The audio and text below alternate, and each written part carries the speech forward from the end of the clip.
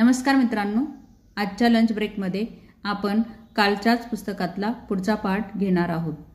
संन्यासासारखा विचार करा या पुस्तकामध्ये पुढील प्रस्तावनेत लेखक म्हणतात, मला संन्यस्त मनोरचना आणि सहसा नेहमीच जिचा संदर्भ माकडाची मनोरचना असा दिला जातो ती मनोरचना यांच्यातील विरोधाभास दाखवून देण्याची इच्छा आहे. आपलं मन एकतर आपली उन्नती घडवून आणतं किंवा आपली अधोगती करतं. आज आपण सगळेच जण अतिविचार, दिरंगाई आणि चिंता यांच्याशी संघर्ष करत आहोत आणि परिणामी माकडाच्या मनाचे लाड पुरवत आहोत. माकडाचं मन हे निरुद्देशपणे एका विचारावरून दुसऱ्या विचारावर आणि कुठलंही आव्हान खरोखर न सोडवता एका आव्हानावरून दुसऱ्या आव्हानावर टुनटुन उड्या मारत राहतं. पण आपल्याला काय हवं आहे याच्या मुळापर्यंत सखोल शोध घेऊन आणि वाढीसाठी कृती करण्याजोग्या पायऱ्या निर्माण करून आपण स्वतःला संन्यासाच्या मनोरचनेपर्यंत उन्नत बनवतो. संन्यासाची मनोरचना आपल्याला संभ्रमातून, गोंधळातून आणि विचलितपणातून वर उचलते आणि स्पष्टता, अर्थपूर्णता आणि दिशा शोधण्यास मदत करते.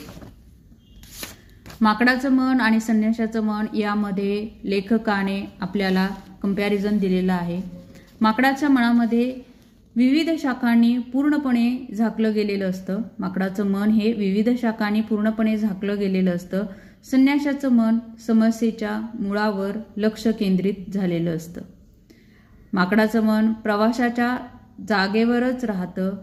संन्यासाचं मन हेतुता आणि जाणीवपूर्वक जगतं. माकडाचं मन तक्रारी करतं, तुलना करतं, टीका करतं आणि संन्यासाचं मन करुणेने वागतं, काळजी घेतं, परस्पर सहकार्य करतं. माकडाचं मन अतिविचार करतं आणि दिरंगाई करतं. संन्यासाचं मन विश्लेषण करतं आणि स्पष्टोच्चार करतं. माकडाचं मन लहान लहान गोष्टींनी विचलित होतं. संन्यासाचं मन शिस्तबद्ध असतं. माकडाचं मन अल्पकालीन समाधान मिळतं. संन्यासाचं मन दीर्घकालीन लाभ मिळतो. माकडाचं मन हुकूमत गाजवतं आणि हक्क दाखवतं. संन्यासाचं मन उत्साही, निश्चयी, संयमी असतं. माकडाचं मन लहरीनुसार बदलतं. संन्यासाचं मन मोहिमेशी, दृष्टिकोनाशी किंवा उद्दिष्टाशी बांधील असतं. माकडाचं मन नकारात्मकतेची आणि भीतींची तीव्रता वाढवतं. संन्यासाचं मन नकारात्मकता आणि भीती मोडून काढण्यावर काम करतं. माकडाचं मन आत्मकेंद्रित आणि झपाटून गेलेलं असतं. संन्यासाचं मन सेवा करण्यासाठी स्वतःची काळजी करतं. माकडाचं मन एकावेळी अनेक कामं करतं. संन्यासाचं मन एकावेळी एकच काम करतं. माकडाचं मन क्रोध, काळजी आणि भीती यांनी नियंत्रित असतं. संन्यासाचं मन ऊर्जेवर नियंत्रण ठेवतं आणि हुशारीनं ऊर्जेचा वापर करतं. माकडाचं मन जे चांगलं वाटतं ते करतं. संन्यासाचं मन आत्मनियंत्रण आणि तत्वज्ञान यांचा शोध घेतं. माकडाचं मन आनंदाचा शोध घेतं. संन्यासाचं मन अर्थपूर्णतेचा शोध घेतं. माकडाचं मन तात्पुरत्या उपाययोजना शोधतं आणि संन्यासाचं मन अस्सल, प्रामाणिक उपाययोजना शोधतं.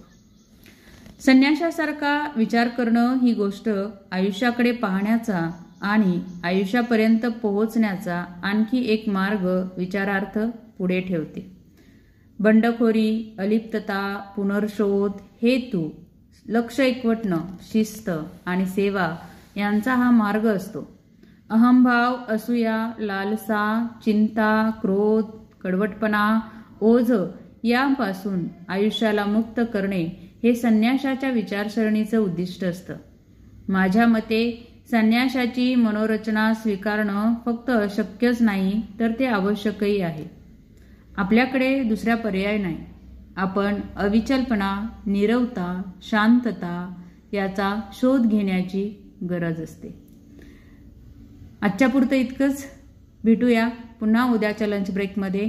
तोपर्यंत तुमची आणि तुमच्या जीवलगांची काळजी घ्या. धन्यवाद.